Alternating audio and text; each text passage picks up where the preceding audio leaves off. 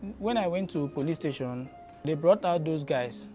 The one that was using hacks on my head was begging me, say I should find a place in my heart to forgive him, that they pushed him. I say, because of a car, you wanted to kill me, because of this car.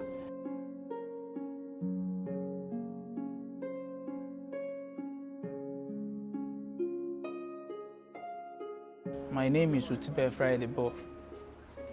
I'm from Akwa Ibom State. I started working with boat early 2019. The car is not mine, so I'm working for someone. My parents are late. In my education background, it's only SSCA. I did not go to university. So before I started riding with boat, I was working with Kuti Cosmetic. I worked there for like 3 years. My brother was the first person that was working, doing this boat work. Now he introduced me to it. Around 10 p.m., 20 September, I was on Sunday. I have a ride with my boat app that I should come to Blenko in Aja. That's towards Shongotedo, to come and pick them. Then when I reached to the pickup point, they came outside. They said, bro, we are going to Abijo. I want to pick my girlfriend. You are taking me back to Chevron. So on our way going, they were like trying to call the girl. I don't know whether the girl was not picking phone and stuff like that. They were saying, okay, if this girl is not picking, then you are taking us back to Chevron. So we get to Abijo Estate. They asked me to stop. That the girl is coming outside. So I now say, okay, no problem. But bro, this place is always bad. I was facing the Abijo Estate and turn my car and face express, because if anything happened, I would just zoom up. So the one that was sitting at the front just came down from the car. It was like trying of calling the girl, I don't know, but it was just pressing phone. The one at the bar was saying, if this girl is not coming out, bro, we are going home. The next thing I hear was he hit me on my head, and it was hacks he used and hit it on me on my head. I lose control. When my brain calmed down, I realized that my body was soaked with blood. All my body, my face, my clothes, everything, my hand, even inside the car, everywhere. So I tried to run because I know they attacked me because of the car. I tried to run away. The guy at the back wanted to hold me. I struggled with him. The one at the outside ran and came inside towards me. He just pulled off a knife. He wanted to choke me. Then I said to him, please don't kill me. Take the car. I now put up my seatbelt and I came outside from the car. Then the guy wanted to hold me back. Then I run and he entered inside the car. With the speed the guy was using, I was running towards the express so that I can reach the express, the main Shongotedo Express.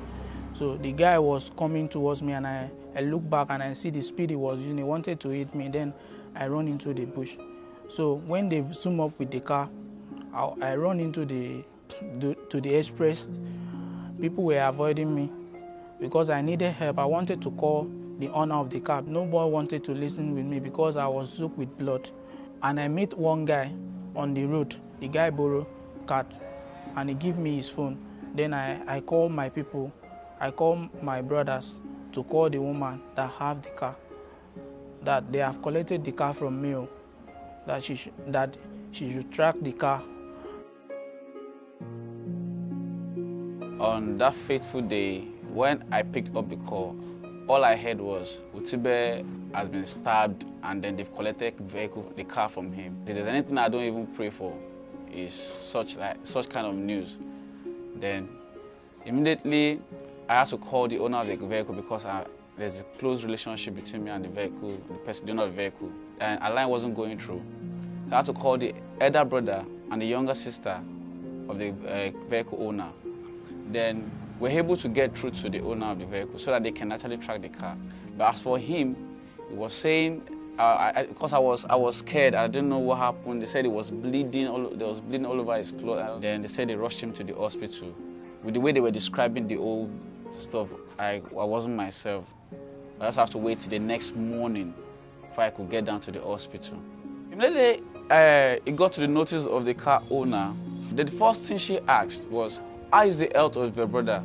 She wasn't really too concerned about the car because she said health is important.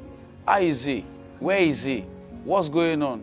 And he was asking me a lot of questions. Well, since I wasn't close to him, my brother, I told him, well, he has been taken to the hospital with one of my friends like that, by name Promise. He's with him in the hospital. Say, okay, let him go to the hospital and let them give him the treatment first. Then as for the car has been tracked.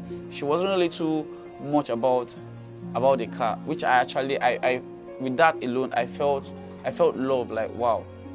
I never believe people like this are still in this country. So in the morning, the doctor told me that they have catched those people that attacked me and collected my car. They are in police custody. They are in police station. That is in area J command in Aja. Car snatchers. Now they snatch my other brother car. Now they snatch my other brother car. This very guys then. That other car when I snatch, now bring that one come. The other guy, my brother car, the other one they snatch him. What I hear, they say that they thought, because they don't know, they thought it was fuel, and they did not even have money to buy fuel. They now went to buy mosquito coil because we found mosquito coil inside the car.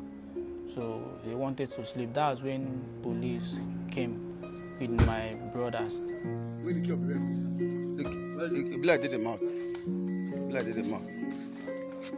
I'll call Tagame remove now. I'll call him.